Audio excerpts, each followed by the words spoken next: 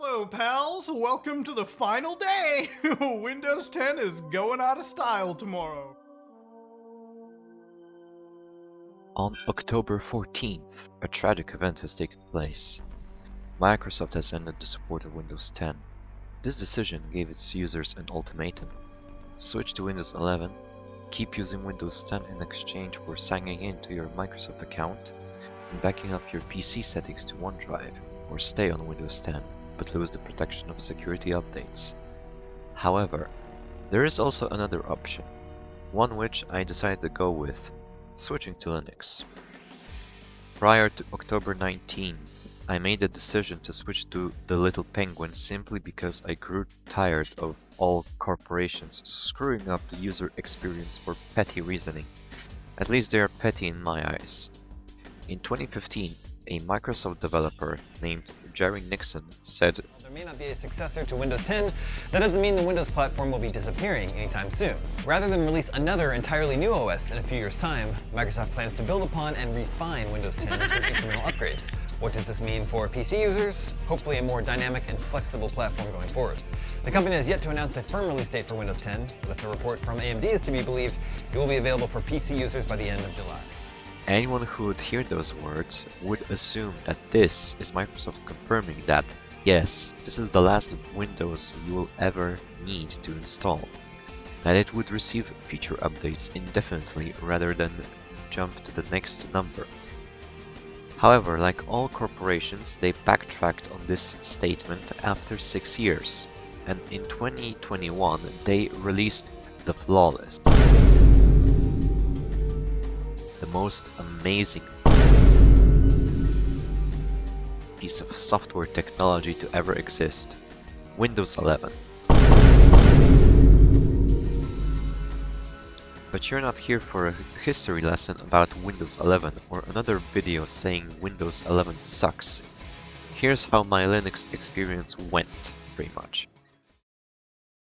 My experience with the system was honestly not as bad as I thought it would be. We have so many tools at our disposal for education that I think even a user with no Linux experience can set their system up so that it's functional and they can do whatever they need to do. In my case, it would be gaming and film editing, with graphics creation in software like Photoshop. This might be controversial, however, for education purposes I used AI, ChatGPT to be specific, to tune my system to my needs. For example, I removed hibernation mode because I never use it and I never will. It helped me with writing a script so that if my PC will be idle for longer than 5 minutes, it will switch to energy saving mode and return to balanced mode upon detecting activity. I followed guides made by Caviats developers, guides on YouTube for preparing my system to be more gaming optimized, from creators like Linux for All and AirMax, and this video of his, how to optimize Caviats for gaming. Caviats already comes with NVIDIA driver support, so technically your games will run from the get-go, from Steam using Proton. However, fine-tuning the OS's aspects is in my opinion required. AirMax's video and Caviats's guide also leads you to installing a Caviats Proton, specifically tailored for the type of CPU you're using. You might also say that I'm a hypocrite for using AI for this, while Windows 11 comes with the AI support nowadays. And to that, I say that there's a difference between a consensual use of something versus pushing something down your throat to use it. Regardless, I tested a lot. I installed Steam games, GOG games, Epic Games' games, well, alright, one game, but it still works. Even physical PC games. Yes, I do have them and I wish PC Game still had these. During the writing of this script, I also had an idea to test some of the obscure games that I played during my childhood, like Wolf Team or Metin 2. Wolf Team unfortunately didn't work and I don't know why, maybe because of its anti-cheat. But Metin, it did work. Not the vanilla, due to the Gameforge's weird launcher, but I assume if it would have a different launcher or just a different way of launching the game and itself and downloading it as well, It would work, just like this private server that I downloaded. Besides Metin 2 and Wolf Team, I tested games like Fallout New Vegas with a Tale of Two Wastelands mod, and additional 700 plus mods. Or I'm out of here.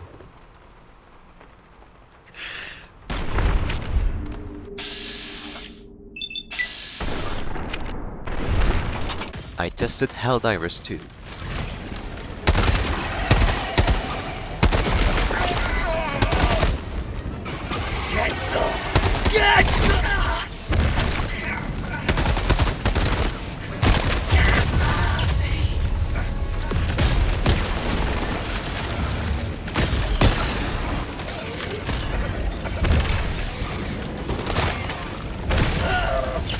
Not today!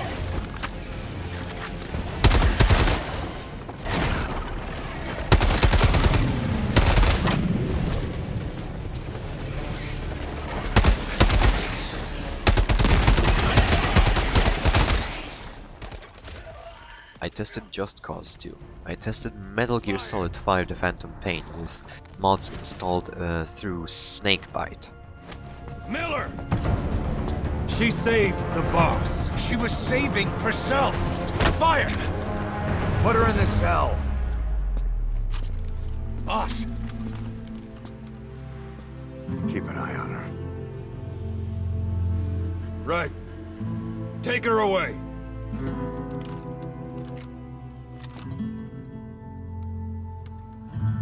What are you waiting for? Move!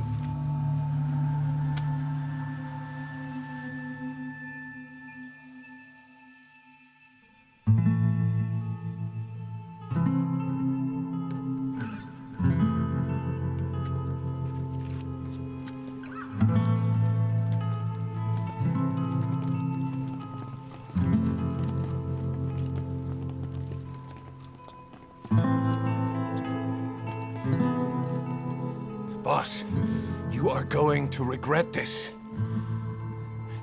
That woman... I know. She knows our location.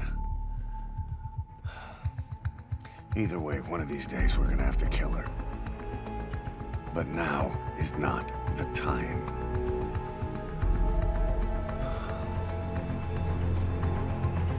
When the time comes,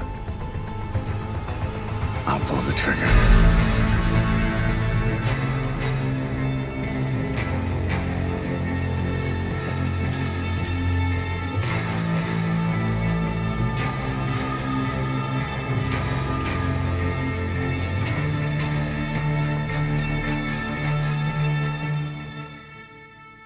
Disc versions of Spider-Man Web of Shadows with Tex mod for a superior Spider-Man costume and superior Venom.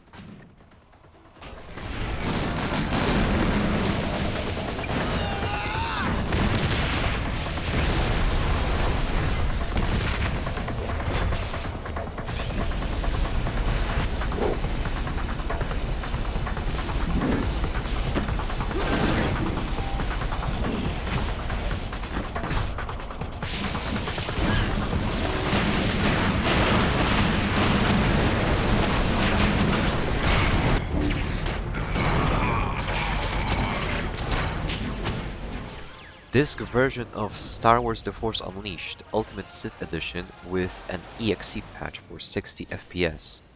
Claire Obscure Expedition 33. Their defenses are down.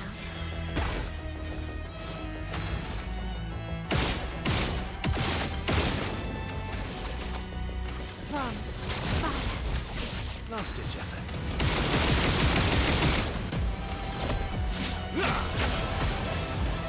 Ready to strike.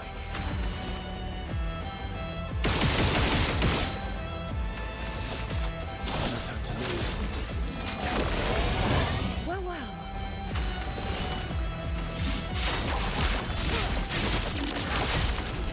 Ready. Here's your card.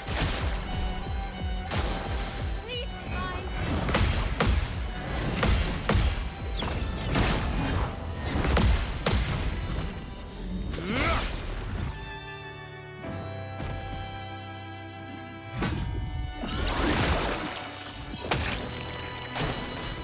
full now.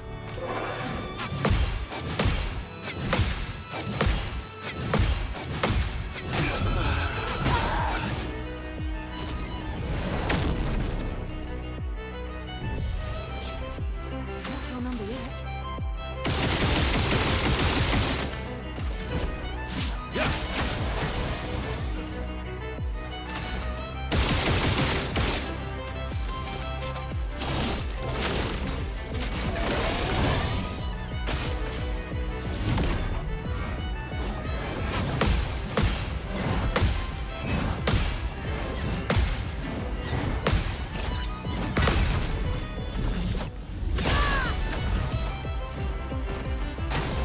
Take your shot.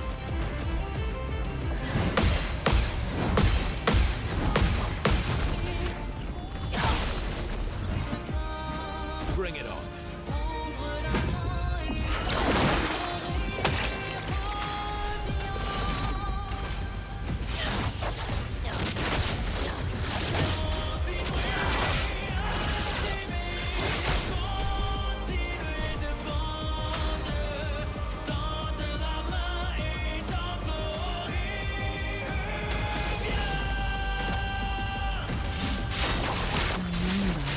Is painted. Let's shut.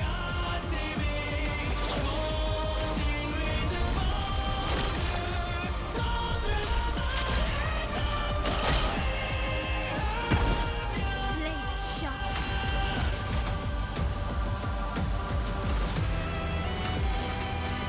Their defenses are down.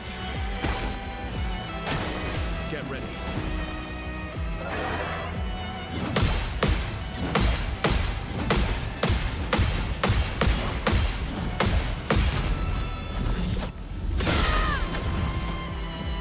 I think I'll improvise.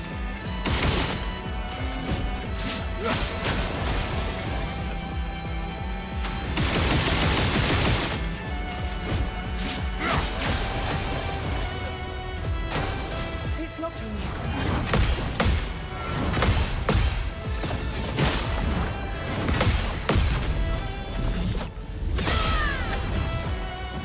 Shield incoming. Project Zomboid. And regarding Project Zomboid, this is actually great because this game has a native launcher for the game, so you don't have to use Proton. And I would say because of the settings that I use, it runs relatively well, even though I did read that this version comes with issues, supposedly. But I didn't really experience many issues while playing Project Zomboid on a native Linux version. I'm gonna kill you.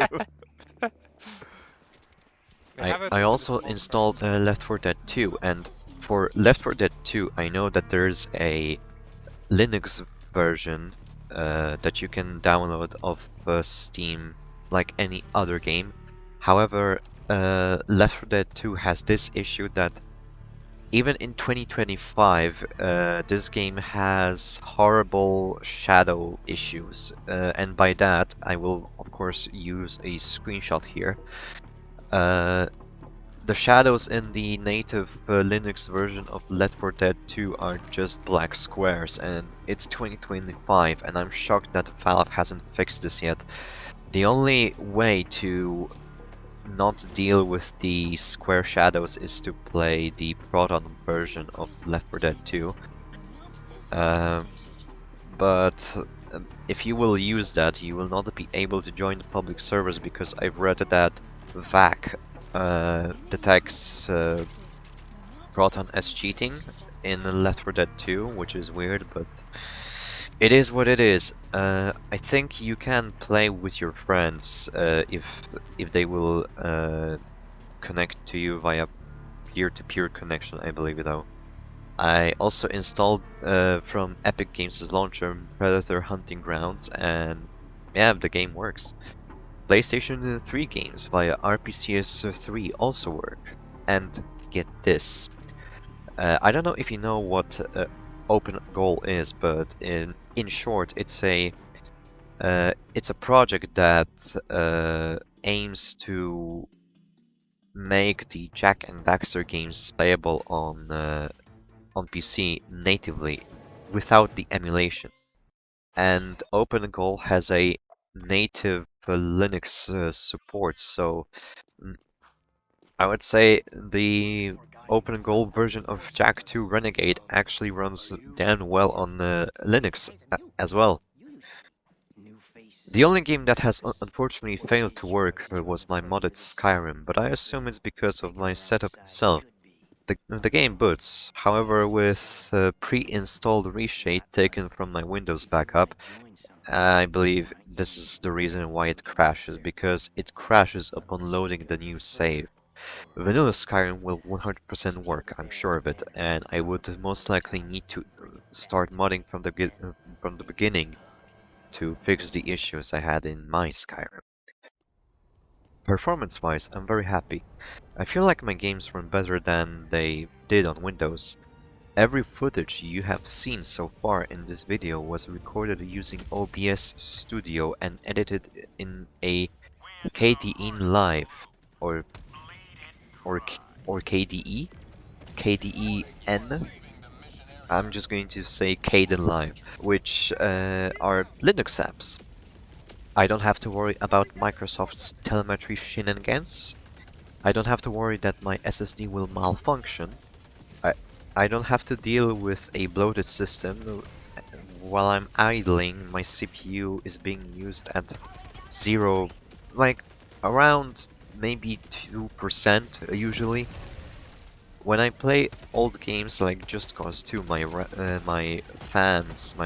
CPU fans, they are running at the same speed as I would be while idling, and the game runs at like 120 plus frames.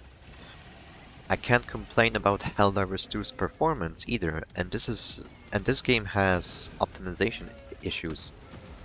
So yeah, I'm honestly shocked. Overall, the experience so far has been incredibly positive, and I hope that this video will at least slightly make you consider switching to either CachyOS, Arch, or any other Linux. It's time to stop letting Microsoft getting off scot-free with the bullshit they're pushing. We have the means, we have the ways. I also consider this: if I would ever start a Let's Play series here on Linux, I would make a part 1, well, the beginning of part 1, dedicated to the setup of the game, so that you can follow the exact same steps and be sure that the game will run. Although I have to admit, it's not that difficult to get any games running. So yeah, but regardless, I think it would be a nice thing to do. I hope you enjoyed this vlog.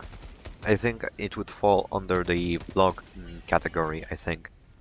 And I'll see you in the next Zobecon video. Bon voyage. Bon voyage.